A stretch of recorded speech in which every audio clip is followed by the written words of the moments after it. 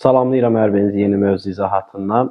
Bugün sizinlə biz birlikdə Osmanlı dövləti haqqında danışacağıq. Elə isə Osmanlı dövlətinin quruluşu haqqında danışacaqsa, biz ilk öncə biraz zamanda əvvələ getməliyik. Başlayaq danışaq Böyük Səlcuq dövlətinin dağılmasından. Böyük Səlcuq dövləti bildiyimiz kimi artıq Məlikşahın ölümündən sonra parçalanır və onun yerində bir sıra Səlcuqlu dövlətləri yaranır. Və bu Səlcuqlu dövlətlərindən biri də Anadolu Səlcuqlu dövləti idi ki, 1077-ci ildə məhz Anadoluda yaranmışdı. Tarixdə Anadolu Səlcuq dövlətinə Rum Səlcuqlu dövlət deyə də deyirlər. Ümumiyyətlə, Anadolu Səlcuqlu dövləti mövcud olduğu dövrdə Bizansla daim mübarizə aparmış. Bundan başqa Ələəddin Keykubatın hakimiyyət dövrü onun ən güclü olduğu dövr sayılır, hesab olunur. Bundan başqa biz burada vurğulaya bilərik ki, Çingiz xanın məhz Azərbaycana, ümumiyyətlə Qərb dünyasına Monqol axınlarını başlatması ilə birlikdə bir sıra Türkistanda yaşayan türk tayfaları Anadolu Səlcuqlu sultanlığına sığınmış və burada özlərinə yurt tapmışdırlar. Lakin Anadolu Səlcuqlu sultanlığı artıq 1302-13-cü illərdə Qazan xanın, Hülaki hökmdarı Qazan xanın Anadoluya edilən hücumları ilə birlikdə zəifləmiş və 1303-cü ildə artıq demək olar ki, öz varlığını itirmişdir. Elə isə başlayaq indi isə Osmanoğulları haqqında danışmağa. Səlcuqlular Oğuzların Qınıq boyundan idi. Osmanlılar isə Oğuzların Qay boyundan idilər. Və Oğuzların Qay boyunun rəisi Süleyman Şah olmuşdur. Süleyman Şahın dövründə Monqol yürüşləri ilə əlaqədar olaraq onlar özlərinə yeni bir yurt tapmaq istəyir Qaylar və bunun üçün Anadoluya gəlirlər. Lakin Anadoluda gəldikləri müddətdə özlərinə bir yurt tapa bilmirlər və burada çox çətinliklərlə üzləşirlər. Belə olanda Süleyman Şah və onun ətrafındakı, belə deyək, bir çox türkmənlər öz əvvəlki yurtları Türkistana qayıtmaq istəyirlər və Süleyman Şah məcbur Hələb yolu ilə Fərəd çayını izləyərək Cabir qalasına gəlib çatır və burada Fərəd çayını keçmək lazım olur. Lakin Fərəd çayını keçmək çox çətin olur. Belə ki, bu çayın keçilməsi zamanı Süleyman Şahın özü boğularaq ölür. Süleyman Şahı orada elə Cabir qalasının ətrafında dəfn edirlər və bugün də Cabir qalasının ətrafında Süleyman Şahın qəbri var və ora türk məzarı olaraq bugün də adlandırılır. Süleyman Şah öldükdən sonra arxasında 4 nəfər davamçı qoyur. Ertuğrul, Sunqur Təkin, Gündoğdu və bir də deyirik Dündar bəy. Bu 4 nəfər qardaş. Bu 4 qardaşdan Sunqur Təkindən Gündoğdu Türkistana qayıtmaq qərarı alırlar və Qay boyunun yarısını Türkistana geri qaytarırlar, əvvəlki yurtlarını. Digərləri isə Ertuğrul'la Dündar bəy isə Anadoluya köç edib burada məskunlaşmaq qərarına gəlirlər və bu zaman burada hökmran olan Ələəddin Keykubatın yanına Ertuğrul öz oğlu Savcı bəyi göndərir və məktubunda Ələəddin Keykubatdan onlara bir yurt göstərməsini xahiş edir. Ələəddin Keykubat da onlar üçün qışlaq olaraq Söyüdünü, yaylaq olaraq isə İrməni beli və həmçinin Domaniç yaylağını verir. Və beləliklə artıq Qayların böyük bir hissəsi Anadoluda özlərinə Ertuğrul bəyin başçılığı ilə bir yurt tapmış olur və Ertuğrul bəyin dönəmində artıq belə deyək, həm Bizanslara qarşı, Bizans təkfirlərine qarşı mübarizələr aparılır və bu mübarizələrin gedişatında bütün müsəlmanlar Ertuğrul bəyin sancağı ətrafında yavaş-yavaş birləşməyə başlayırlar. Davam edək, biz danışaq. Ertuğrul bəyin 2 oğlu var idi, Savcı bəy və Osman bəy.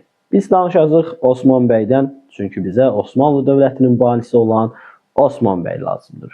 Osman bəy Ertuğrul'dan sonra Qay boyuna rəisliyinə keçir və Osman bəyin hakimiyyətdə olduğu dövrdə, bəy olduğu dövrdə hələ ki, bütün Bizans təkfirləri, yəni Anadolu'da ona yaxın ərazidə yerləşən Bizans təkfirləri ona qarşı birləşərək bir ittifaq yaradır və onun üzərinə hücum çəkirlər.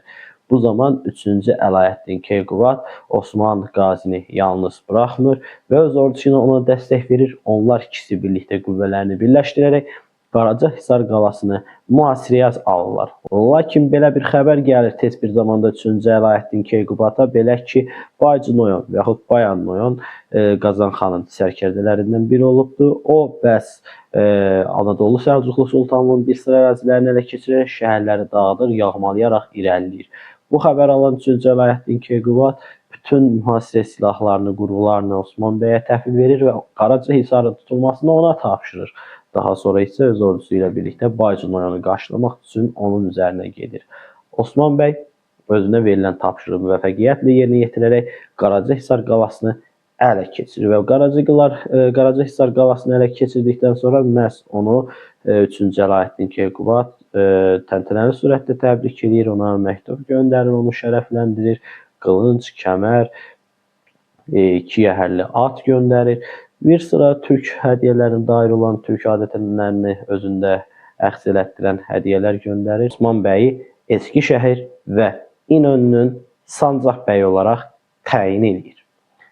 Lakin 1302-ci ilə gəldiyimizdə Qazanxanın uğurlu hücumu nəticəsində Anadolu Səlcuq Sultanlığı özünün ən zəif dövrünü yaşayır, artıq dağılır və artıq Anadolu Səlcuq Sultanlığının hər hansı bir qüdrətinin qalmadığını görən Osman Qazi nə etmək qərarına gəlir? 1302-ci ildə öz adına bütün ələ keçirdiyi ərazilərdə, bütün ona tabe olan ərazilərdə, məscidlərdə xutbə oxutdurur və öz adına pul kəsdirir. Və beləliklə 1302-ci ili tarixlər göstərdiyində Osmanlı dövləti qurulur. Osmanlı dövlətinin qurucusu Osman bəy 1302-ci il ilk paytaxt Söyüddür. Başlayaq. Osman Qazinin hakimiyyət dövründən danışaq. 1302-1326. Osman Qazi hakimiyyətdə olduğu dövrdə Bizans təkfirləri ilə mübarizə aparır. Onun Bizans təkfirləri ilə apardığı mübarizənin gedişatında Anadolu Səlcuqlu Sultanlığından geriyə qalan digər müsəlman türk süvariləri, digər müsəlman türk döyüşçüləri Osman Qazinin sancağı altında birləşməyə başlayırlar və Osman Qazi gün keçdikcə qüvvətlənir və onun xalqın ətrafında, xalqın üzərində nüfusu sürətli şəkildə yayılır. Bunun əsas səbəbi isə onun sənətkarlara və həmçinin də xristian əhalisinə qarşı həddindən artıq rəğbət bəsləməsi, onlara hörmətlə yanaşması idi.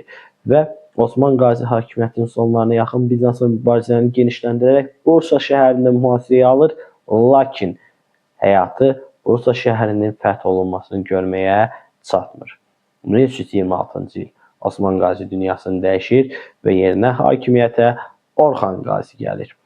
Orxan Qazi hakimiyyətə gələndən qısa müddət sonra Bursa şəhəri fəth olunur və Osman Qazinin vəsiyyətinə əsasən də Orxan öz atasını məhz Bursa şəhərində dəfn elətdirir. Və beləliklə 1326-cı ildə Osmanlı 12 il güclü müqavimət göstərməsinə baxmayaraq Bursanı ələ keçirir və paytaxtı Söyüddən Bursaya köçürür. 1326-cı il paytaxt Söyüd, 1326-dan 1362-yə paytaxtımız Bursa. Orxan Qazinin hakimiyyətdə olduğu dövr Osmanlı dövlətinin artıq yüksəlişə keçməsi dövrüdür. Belə ki, Orxan Qazi Bizans təkfirləri ilə mübarizəni genişləndirir. Elə Bursa şəhərini təzəcə ələ keçirmişdi ki, 1329-cu ildə Maltepe yaxınlığında baş verən döyüşdə Bizansın böyük qüvvəsini oxçuları hesabına məğlub edir. Diqqət, Maltepe döyüşü neçənci il? 1329-cu il necə qalib gəldi? Oxçuları vasitəsilə. Daha sonra Orxan Qazinin hakimiyyətdə olduğu dövrdə 1354-cü ildə Gelibolu qalası ələ keçirilir. Gelibolu qalası Balkan yarımadasına gedən yolu açır.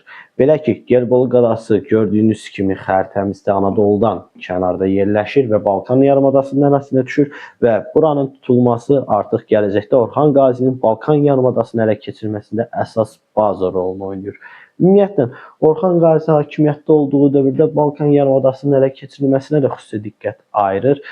Beləliklə, onun hakimiyyətini ümumiləşdirsək, artıq Orxan Qazinin hakimiyyət dövründə Osmanlı dövlətinin əraziləri Qaradənizdən şimalda, cənubda Aralıq dənizinə, qərbdə Egey dənizinə qədər olan geniş əraziləri əhatə edirdi və Osmanlı dövləti artıq dövrünün dəniz dövlətinə çevrilmişdi və Osmanlı ordusu ilk dəfə donanma ilə tanış olmuşdu. Ümumiyyətlə, Türk tarixində donanma ilə ilk tanışlığı ilə biz Osmanlı tarixinə gətiririk. Orxan Qazinin dövründə İzmit şəhərində Osmanlı ilk dəfə hərbi donanma, yəni hərbi gəmilərin inşasına başlamışdı. Ümumilikdə götürdüyümüzdə Orxan Qazinin ən böyük zəfərlərindən biri, ən gördüyü əla işlərdən biri isə Bizansı Anadoludakı torpaqlardan qovma olur. Bizansın hələ Anadolu Səlcuqlu dövləti dövründən Anadoluda qalaları var idi. Orxan Qazinin hakimiyyət dövründə bütün Anadolu yarımadasından Bizans qoşunları qovulur artıq. Anadolu yarımadası tam şəkildə türklərin hakimiyyəti altındadır Orxan Qazinin dövründə. Orxan Qazi bundan başqa həm orduda, həm dövlətin idarə olunmasında bir sıra islahatlar həyata keçirir, öz adına yeni pullar zərb elətdirir, dövləti sancaqlıqlara və paşalıqlara bölür. Diqqət, dövlət inzibati cəhətdən aralara bölünürdü, sancaqlara və paşalıqlara. Öz adına pul kəsdirmiş, yeni ordu növü olan Yeni Çərilərin yaradıcısı elə məhz Orxan Qazi olmuşdur. Deməli, ilk dəfə hərbi donanmanı yaradıb Orxan Qazi və həmçinin bizim bildiyimiz Yeni Çərilər, yeni qoşun növündə elə məhz Orxan Qazi yaratmışdır. Bunun barədə mövzunun sonunda Yeni Çərilər haqqında daha geniş məlumat verəcəyik. Elə isə davam edək. 1362-ci il məhz Orxan Qazinin vəfatından sonra hakimiyyətə gəlir 1-ci Murad. 1-ci Muradın hakimiyyət dövründə elə 1362-ci ildə Ədirnə şəhərinin mühasirəsi uğurla başa çatır və Ədirnə şəhəri Osmanlı dövlətinin ərazisinə keçir. Və elə 1362-ci ildə paytaxt Bursadan Ədirnəyə köçürülür. 1362-1453-cü illər arası paytaxt artıq Ədirnədir. Yenə yadımıza salaq, 1302-26 Söyüd, 1326-62 Bursa, 1362-1453 Ədirnə şəhəri. 1-ci Murad Osmanlı tarixində ilk dəfə sultan titulu qəbul edən Osmanlı hökmdarıdır. Bunu unutmayaq. Davam. 1-ci Muradın hakimiyyət dövründə əsas Balkan yarımadasının işğalına fikir, məqsəd ora ayrılır. Və bunun nəticəsi kimi o dövrdə Balkan yarımadasında bir dövlət daha var, Serbiya dövləti və həmən dövlət də Balkan yarımadasında ən böyük güclü dövlətə çevrilmək istəyir və belə olanda Serbiya və Osmanlı dövlətlərinin maraqları bir-biri ilə toqquşur və yeni bir müharibə, Osmanlı-Serb müharibəsi başlayır. Bu müharibənin ilk döyüşü 1371-ci ildə Çirməndə baş verir. 1371 Çirmən döyüşü Osmanlının mütləq qələbəsi ilə başa çatır. Belə ki, 1371 Çirmən döyüşü nəticəsində Sultan 1-ci Murad 800 nəfər akıncı vasitəsilə 70.000 nəfərdən ibarət olan Serb qüvvələrini məğlubiyyətə uğradır. Bunun barədə istəsəniz özünüz üçün araşdırma edə bilərsiniz. 300 Spartalının 50-100 minə yaxın Pərsin qabağında dura bilməyi bacarırsa, yəqin ki, 800 nəfər akıncı da 70.000 Serbinin içindən keçməyi bacarar. Bunun barədə özünüz araşdırma edərsiniz. 1371-dən danışdıq. Çirmən döyüşünün nəticəsində Serb qoşunları məğlubiyyətə uğradılır və beləliklə Serbiya qoşunları tam şəkildə dağıdılır və Serbiya özü Osmanlıdan asılı vəziyyətə düşür. 1-ci Muradın dövründə Serbiya Osmanlıdan asılı vəziyyətə düşüb. Hansı döyüş nəticəsində 1371 Çirmən döyüşü. Davam elədik. 1389-cu ilə gəldiyimizdə yenə Serblər özlərini asılılıqdan xilas eləmək üçün bir səfər daha şanslarını yoxlamaq istəyirlər. Bu səfər Kosovo meydan müharibəsində Osmanlılarla qarşılaşırlar. Lakin Kosovo döyüşü də elə məhz 1-ci Muradın qalibiyyəti ilə başa çatır. Bu müharibədə Serblər yenə ağır məğlubiyyətə uğradılır. Lakin döyüş meydanında gəzən zaman Sultan 1-ci Murad xaincəsinə bir Serb millətçisi tərəfindən, yəni Serb millətçisi deməyək, Serb əskəri tərəfindən xəncərlə vurularaq öldürülür və buradaca hakimiyyət dəyişikliyi baş verir. Beləliklə 1389-da Sultan 1-ci Murad Kosovo meydan döyüşündə qalib gələrək Serbiya və Bolqarıstan da özündən asılı vəziyyətə salsa da, lakin həyat uzun sürmür. Səbəb isə döyüş meydanında gəzərkən bir nəfər xəyanətkar Serb əskərinin onu, belə deyək, həyasızca, qatilcəsinə onu öldürməsi olur. Davam elədik. 1389-da hakimiyyət dəyişikliyi baş verir. Hakimiyyətə bu səfər gəlir tarixdə İldırım ləqəbi ilə tanınan 1-ci Bəyazid. 1389-1402. Onun dövründə 1396-cı ildə Niqbolda böyük bir döyüş baş verir. Niqbolu döyüşü Osmanlılarla Xaçlı cəngavərlər arasında baş vermiş döyüşdür. Burada özündən qat-qat artıq olan Xaçlılara qarşı Yıldırım Bəyazıt çox böyük bir qələbə qazanır və xaçları məğlub edərək öz ərazilərindən qovur. Və bundan sonra Yıldırım Bəyazıtın əsas məqsədi Konstantinopolu ələ keçirmək olur və Konstantinopolu ələ keçirməkdən ötəri şəhərin ətrafında bir sıra istehkamlar tikdirir Yıldırım Bəyazıt. Lakin 1402-ci ildə baş verən Ankara döyüşündə artıq biz bunu növbəti dərslərimizdə Əmir Teymurilər dövləti mövzusunda da danışacağıq.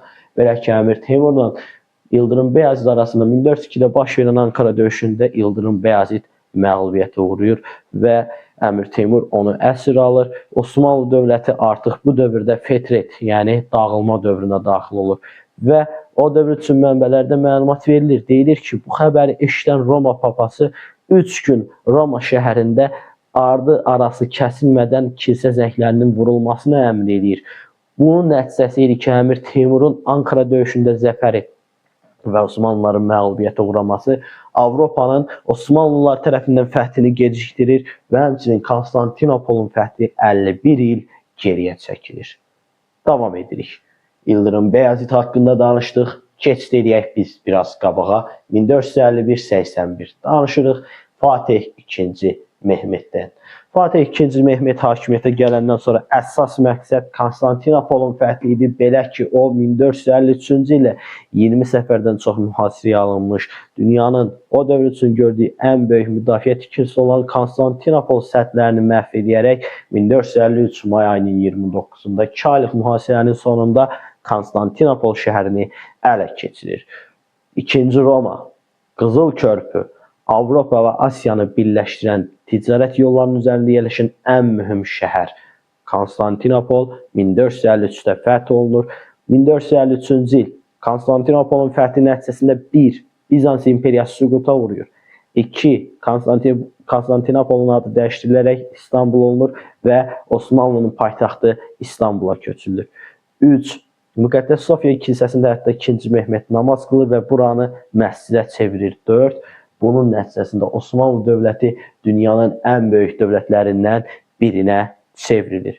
2. Mehmet hakimiyyətdə olduğu dövrdə bundan başqa Ağqoyunlularla da mübarizə aparır. Bizansın son qalıqlarını 1461-də Trabzonun ələ keçirilməsi ilə Bizansın son qalıqlarını da ortadan götürür. Daha sonra Azərbaycan tarixində danışacaq Ağqoyunlu dövləti ilə uzun sürən müharibələr və onlar üzərində də qələbə qazanır. Lakin Azərbaycan ələ keçirmək planı iflasa uğrayır. Daha sonra fikrini Venesiya, Avropa ölkələrinə yönəldir. Lakin 1481-ci ilə artıq gəldiyimiz dolaylarında o da dünyasını dəyişir. 2. Mehmet 1453-cü ilə paytaxtı sonuncu olaraq İstanbulu tutaraq dəyişdirdi və beləliklə 1362-1453 Ədirnə dövrü başa çatır. Artıq dövlətin dağılmasına qədər paytaxt İstanbul şəhəridir. Davam elədik. Davam edirik. İndi isə danışırıq. Dövrünün özünün sakit hökmdarı Osmanlılarda Vəli ləqəbi ilə tanınan 2. Bəyazıt haqqında. 1481-1512 baxaq. Ümumiyyətlə, o dövrünün mömin adamı olubdur. 2. Bəyazıt və Vəli ləqəbi ilə tanınır. Vəli o dövr üçün yəni mehriban, xoş, dost canlısı bu mənaları kəsb edirdi. O hakimiyyətdə olduğu dövrdə Məmlük sultanlığı ilə, Məmlük Misirləri ilə, Səfəvi dövləti ilə, Səfəvi dövlətindən qabaq Ağqoyunlu hökmdarı Yaqub Paşa, daha sonra onun yerində qurulan Səfəvi dövlətinin hökmdarı Şah 1. İsmail ilə dostluq münasibətləri qurmuş, Misir məmlükləri ilə dostluq münasibəti qurmuş, ümumiyyətlə müsəlman dövlətlərin heç biri ilə müharibə aparmamışdır. Sadəcə o dövrdə Almaniyada həddindən artıq soyqırıma məruz qalan yəhudilərin öz ərazisində məskunlaşmasına icazə vermişdir və bundan başqa dövrünün güclü dəniz dövlətlərindən biri olan Venesiya ilə mübarizə apararaq onu məğlubiyyətə uğratmışdır. Lakin 1512-ci ilə gəldiyimizdə oğlu Səlim tərəfindən zorla taxtdan uzaqlaşdırılır. 1512. Taxta Yavuz, qəzəb mənasını verən ləqəbi ilə məşhur olan Osmanlı sultanı Sultan 1. Səlim gəlir. Sultan 1. Səlim və yaxud Yavuz Səlimin dövründə nələr baş verir? Yavuz Səlim o dövr Osmanlı tarixçilərinin deyimi ilə desək 80 ildə görüləcək işi 8 ildə görməyi bacarır. Belə ki, onun hakimiyyət dövründə Şah İsmaillə 1514 saldıran döyüşü nəticəsində o məğlub olunur və Cənub-Şərq Anadolunun taleyi Osmanlının xeyrinə dəyişir. 1-ci Səlim Cənub-Şərq Anadolunu tam şəkildə Osmanlı dövlətinə birləşdirir. Ardı ilə irəliləyərək 1517-ci ildə Misirin paytaxtı Qahirəni tutmaqla Misir Məmlük dövlətinin varlığına son qoyur və Məkkə və Mədinə müqəddəs şəhərləri də ələ keçirir. Muhammed Peyğəmbərdən geriyə qalan onun müqəddəs, belə deyək ki, əmanətlərini də özü ilə birlikdə İstanbula gətirir. Və ölməmişdən qabaq 1520-ci illərin əvvəlində özünü dünya müsəlmanlarının xəlifəsi elan edir. Beləliklə, biz artıq burada bir oxşar cəhət vurğulayacağıq. Ərəb xilafətinin hökmdarları xəlifə titulu daşıyırdılar. Osmanlı dövlətinin hökmdarları da xəlifə titulu daşıyır. Kimin dövründən? Yavuz Sultan Səlim 1520-ci ilin əvvəllərində artıq özünü İslam dünyasının xəlifəsi elan eləmiş və beləliklə Osmanlı sultanları sultan titulu ilə yanaşı həmçinin İslam dünyasının başçısı sayılan xəlifə titulunu da öz üzərlərinə götürmüşdülər. 1520 Yavuz Sultan Səlim dünyasını dəyişir. Bu hakimiyyətə Möhtəşəm 100 ilin hökmdarı adlandırılan Möhtəşəm 100 il serialının da ilə çəkilməsinə səbəb olan 1520-66-cı illərdə hakimiyyətdə olmuş Sultan 1-ci Süleyman keçir. Yavuz Sultan Səlimin oğlu Sultan 1-ci Süleyman. Başlayaq. Sultan 1-ci Süleymanın hakimiyyətdə olduğu dövr Möhtəşəm 100 il dövrü adlanır Osmanlı tarixi üçün. Belə ki, müxtəlif mənbələrdə onu həm Qanuni ləqəbi ilə, həm Möhtəşəm ləqəbi ilə tanıyırlar. Belə ki, Sultan Süleymanın hakimiyyətdə olduğu dövr bir sıra işğalçı müharibələrin, fətihlərin aparıldığı dövrdür. Başlayaq ilk öncə nə ilə? 1521. 1-ci Süleyman ilk öncə Belqrad şəhərini ələ keçirir. Belqrad şəhərinin ələ keçirilməsi ilə birlikdə Avropanın mərkəzində sürətli bir şəkildə irəliləyiş əldə etməyə başlayır Osmanlı qoşunları və 1526-cı ildə Mohaçda bir döyüş baş verir. Mohaç düzənliyində baş verən döyüş nəticəsində 1526-da Sultan 1-ci Süleyman Macar və Çex qoşunlarını ağır məğlubiyyətə uğradır və Macaristanı ələ keçirir. 1526 nə döyüşü? Mohaç döyüşü. Kimlərlə vuruşdu? Macar Çexlərlə. Nəticə Macaristan ələ keçirildi. Davam elədik. 1-ci Avstriya ilə aparılacaq mübarizə. Müharibə 1529-1533.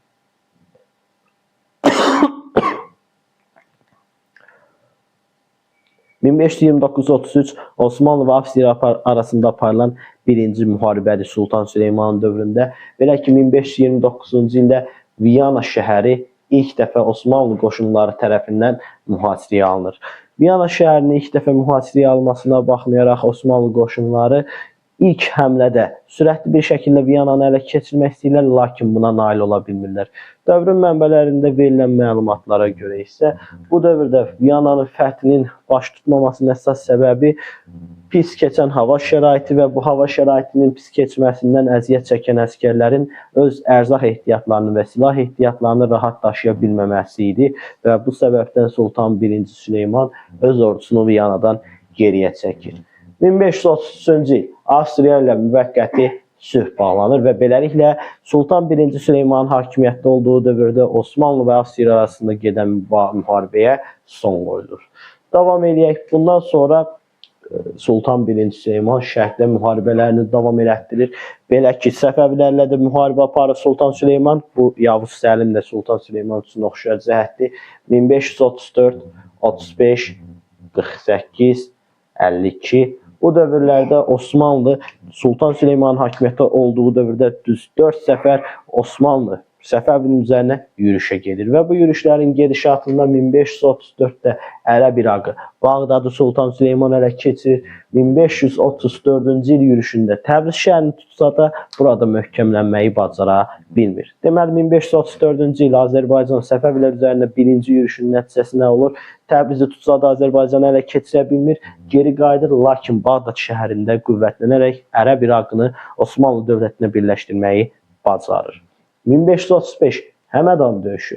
Səfəvilərlə Osmanlılar arasında baş vermiş bu döyüşdə isə Səfəvilər cavab zərbəsi endirərək Osmanlını ağır məğlubiyyətə uğradırlar. Davam edirik. Sıradakı müharibələr 1548-52-54-cü il yürüşləri barədə Azərbaycan tarixində geniş təfsilatlı danışacağıq. Artıq 1535-dən sonra yenidən fikrini Sultan Süleyman qərbə doğru yönəldir. Belə ki, 1535-ci il Fransa ilə müqavilə. Fransa ilə bu dövrdə ticarət müqaviləsi, həmçinin müttəfiqlik, ittifaq müqaviləsi imzalanır. Müqavilənin şərtlərinə görə Fransız tacirlərinə güzəştli ticarət imkanı verilir Osmanlı ərazisində. Güzəştli ticarət edəcəklər Fransız tacirləri. Bundan başqa Fransa ilə ittifaq kimlərə qarşı? Bu dövrdə Avstriya, Müqəddəs Roma İmperiyası və İspaniya bir vahid sülalə tərəfindən Avropada o dövr üçün qasırğa törədən böyük bir sülalə olan Habsburglar sülaləsi tərəfindən idarə olunur və bu Habsburglar sülaləsi bu dövrdə həm Osmanlı ilə, həm Fransa ilə düşməni idi və bundan istifadə edən Osmanlı və Fransa Habsburglara qarşı 1534-cü il müqaviləsi ilə birləşirlər. Davam edərik. Hətta Fransanın Karsika adasını ələ keçirməsində bu dövrdə Osmanlı Sultanı 1-ci Süleyman və onun göndərdiyi donanmanın çox mühüm rolu olmuşdur. Bunu da vurğuladıqca davam edək. 1541. Yenidən Avstriya və Osmanlı arasında bir müharibə baş verir və bu müharibənin baş vermə xəbərini eşidən İspaniyadakı Habsburglar Osmanlının Əlcəzair bölgəsinə donanma göndərirlər. Lakin donanma yolda böyük bir qasırğa ilə qarşılaşır və donanmanın yarısı tələf olur. Qalan yarısını isə Osmanlı dənizçiləri suyun dibinə boylatdırırlar və beləliklə 41-ci il Habsburg xanədanının Əlcəzair üzərinə olan hücumu uğursuzluqla nəticələnir. Osmanlı tərəfi qalib gəlir. Ümumiyyətlə Sultan Süleymanın hakimiyyətdə olduğu dövrdə Şimali Afrika qitəsi tam şəkildə Osmanlı tərəfindən fəth olunur və Aralıq dəniz hövzəsində ümumiyyətlə Sultan Süleymanın hakimiyyəti daha da güclənir. Davam edək. Sultan Süleyman 1541 Avstriya ilə müharibəsindən danışdıq. Gələk biz sonuncu müharibə olan 1566-cı ilə. Belə ki, 1566-cı il nə baş verir? 1566-cı ildə artıq hakimiyyətin son ilidir. Sultan Süleyman sonuncu dəfə Zigetvar qalasına yaxınlaşır, Viyana yaxınlığında. Bu səfərdə iştirak eləsə də Zigetvar qalası mühasirədə olan zaman Sultan Süleyman dünyasını dəyişir. Və Zigetvar qalası Sultan Süleymanın vəfatından bir neçə zaman sonra ələ keçirilir və bu qala tutularaq tam şəkildə sökülür, dağıdılır və Sultan Süleyman geriyə İstanbula götürülür və oradaca dəfn olunur. Beləliklə möhtəşəm 100 il Sultan Süleymanın ölümü ilə də başa çatır. Danışdıq biz möhtəşəm 100 ildən, yekunlaşdırdıq möhtəşəm 100 ili. Keçdik Osmanlıların 17-ci yüzilliyin əvvəlinə qədər, 4-cü Murada qədər biz danışacağıq. Sırayla hakimiyyətə gəlsin 2-ci Səlim. 2-ci Səlim. İkinci Səlim mənbələrdə Sarı Səlim ləqəbi ilə də tanınır. 1566-1574-də hakimiyyətdə olub. Onun hakimiyyəti ilində 1569-cu ildə bəs İndoneziya xəritəni gözümüzün qabağına gətirək. Avrasiya materikinin ən cənubunda bir bölgə, Avstraliya materiki ilə Avrasiya materikinin arasında bir ərazidir və İndoneziyada o dövrdə müsəlmanlar var və onlar Osmanlı sultanına müraciət məktub göndərirlər ki, bəs Portuqaliya tərəfindən biz sıxışdırıldıq. Bu xəbəri eşidən 2-ci Səlim Osmanlı donanmasının İndoneziyaya göndərilməsini əmrini verir və orada Portuqaliya donanması ilə Osmanlı donanması arasında 1569-da baş tutan döyüşdə Portuqaliya donanması məğlubiyyətə uğradılır və beləliklə İndoneziya müsəlmanlarına Osmanlı dövləti kömək etmiş olur. Davam edək biz danışaq ardıcıllıqla 1571 Osmanlı Krit adasında 1571-də 2-ci Səlimin dövründə fəth edirlər. Danışırıq. Davam edək. 3-cü Murad. 1574-1595. 3-cü Murad barədə artıq Azərbaycan tarixində biz məlumat alacağıq. Səfəv və Osmanlı müharibəsinin 2-ci mərhələsini başladıq. Belə ki, Van hakimi olan Xosrov bəy Xoy şəhərinə kütlərlə birlikdə hücum edir və beləliklə 1570-ci ildə elə Səfəv və Osmanlı müharibəsinin artıq 2-ci mərhələsinə start verilir. 3-cü Murad. 3-cü Murad 1574-1595-ci illərdə hakimiyyətdə olub. Onun hakimiyyətdə olduğu dövrdə isə biz vurğulamalıyıq. Azərbaycan Səfəvilər dövləti ilə bir mübarizə var. Belə ki, 1578-ci ildə 3-cü Muradın dövründə Van hakimi olan Xosrov bəy Xoy şəhərinə kürdlərin vasitəsilə hücum edir. Və bununla da 1578-də Səfəv və Osmanlı arasında imzalanmış olan 1555 Amasya sülhü pozulur və Səfəv və Osmanlı dövləti arasında ikinci müharibənin mərhələsinə start verilir. Beləliklə 1590-cı ildə bu müharibə 1-ci İstanbul sülhü ilə başa çatır. 1-ci İstanbul sülhünə əsasən isə Osmanlı Azərbaycanın böyük bir hissəsini Səfəvi dövlətindən almağa nail olur. Davam edirik. 1595-dən sonra növbəti hökmdar 1603-1617-ci illərdə hakimiyyətdə olan 3-cü Əhməd. Daha doğrusu 1-ci Əhməd. Danışaq 1603-1617 1-ci Əhməd. Baxaq, 1-ci Əhmədin hakimiyyətdə olduğu dövr yenə Səfəv və Osmanlı arasında müharibə dövrüdür və bu müharibədə 1612-ci ildə 2-ci İstanbul sülhü bağlanacaq. 2-ci İstanbul sülhünə əsasən isə Səfəv və Osmanlı dövləti arasındakı Amasya sülhünə qədərki sərhədlər bərpa olunmalı və Azərbaycan Səfəvlərə geri qaytarılmalı idi. Davam edirik. 1-ci Əhməddən sonra isə hakimiyyətə 1618-1622-ci ildə taxta 2-ci Osman çıxır. 2-ci Osmanın taxta çıxması ilə birlikdə Səfəvi dövləti ilə yenidən dostluq münasibətləri bərqərar olunur. Onun hakimiyyət dövründə Səfəvilərlə Mərəz sülh müqaviləsi imzalanır, lakin Yeniçərilər tərəfindən 1622-də üsyan nəticəsində 2-ci Osman edam edilərək öldürülür və taxtdan salınır. Ardı ilə biz danışırıq indi 1623-1640. Sonuncu hökmdarımız yekunlaşırıq 4-cü Murad. 4-cü Muradın hakimiyyətdə olduğu dövrdə isə Azərbaycanla yenə müharibə davam etdirilir. Yəni Səfəvilər dövləti ilə 1635-də İrəvan şəhəri tutulur. 1638-də Bağdad ələ keçirir 4-cü Murad və hakimiyyətdə olduğu dövrdə Osmanlının sonuncu ən qüdrətli dövrünü yaşadığı dövr olur 4-cü Muradın dövrü. Lakin 1640-cı ilin ölümü ilə birlikdə artıq dövlət zəifləməyə başlayır. Beləliklə biz Osmanlı sultanlarının hakimiyyət dövrünü yekunlaşdırdıq. Qısa bir şəkildə Osmanlı dövlətinin idarəçiliyinə nəzər salaq. Osmanlı dövlətinin idarəçiliyi. Diqqət. 1. Osmanlı dövlətində başda sultan titulu daşıyan hökmdar durur və bu hökmdar təbii ki, qeyri-məhdud səlahiyyətə malikdir və həmçinin bu hökmdarlarımız 16-cı əsrin 20-ci illərindən, yəni Sultan Səlimdən başlayaraq xəlifə titulu da daşıyırlar. 2. Baş vəzir. Baş vəzir maliyyədən başqa bütün işlərə baxır. Vergi işlərini nizama salır, ərazilərin idarə olunmasına nəzarəti yetirir. Bundan başqa hökmdarın ən yaxın baş məsləhətçisidir. Həmçinin baş vəzirlər təyin olunarkən onun Osmanlı sultanı ilə qohumluq əlaqələrinə də diqqət yetirilirdi. Dəftərdar. Dəftərdar kimdir? Dəftərdar maliyyə işləri ilə məşğul olan sırf bir nəfər adamdır, vəzifədir. Bizim Səfəvi dövlətinə, Ağqoyunlu Qaraqoyunlu dövlətinə baxanda görürük ki, maliyyə işləri ilə məşğul olan baş vəzirdir. Lakin Osmanlıda buna diqqət yetiririk. Osmanlıda baş vəzir maliyyə işlərinə heç cürə baxmır. Sırf bu işlərə baxan, maliyyə işlərinə baxan bir məmurumuz var. Nə adlanır? Dəftərdar. Davam, divan. Divan isə sultanın yanında fəaliyyət göstərən ağsaqqallardır. Sadəcə məsləhət verməklə yekunlaşırlar. Danışırıq. Osmanlı ordusunun əsas hissələri bu dövrdə. Akıncılar, Yeniçərilər. Akıncılar kimdir? Akıncılar Osmanlıların süvari birliklərinə verilən addır. Yeniçərilər isə Osman Qazi yox, Orxan Qazinin dövründə yaradılmış yeni bir ordu növüdür. Belə ki, siz onlar haqqında yəqin ki, məlumatlısınız. Onlar uşaq vaxtı xristiyan ailələrindən toplanır, hərbi məktəblərə gətirilərək onlara təlimlər keçirilir, İslam dini öyrədilir, onlar müsəlmanlaşdırılır və beləliklə gələcəkdə Osmanlının əsas zərbə qüvvəsi olan Yeniçərilərə çevrilirdilər. Və Yeniçərilərə ümumiyyətlə hərbiçilərə 2 torpaq paylanır bu dövrdə. Timar, Ziyamət. Timar şərtli torpaq mülkiyyət formasıdır. Ölçüsünə görə Ziyamətdən balacadır. Balaca əraziləri əhatə edir. Əsasən Osmanlı əsgərlərinə, sərkərdələrinə və həmçinin xırda məmurlara verilən torpaq mülkləridir. Davam. İkinci torpaq Ziyamət.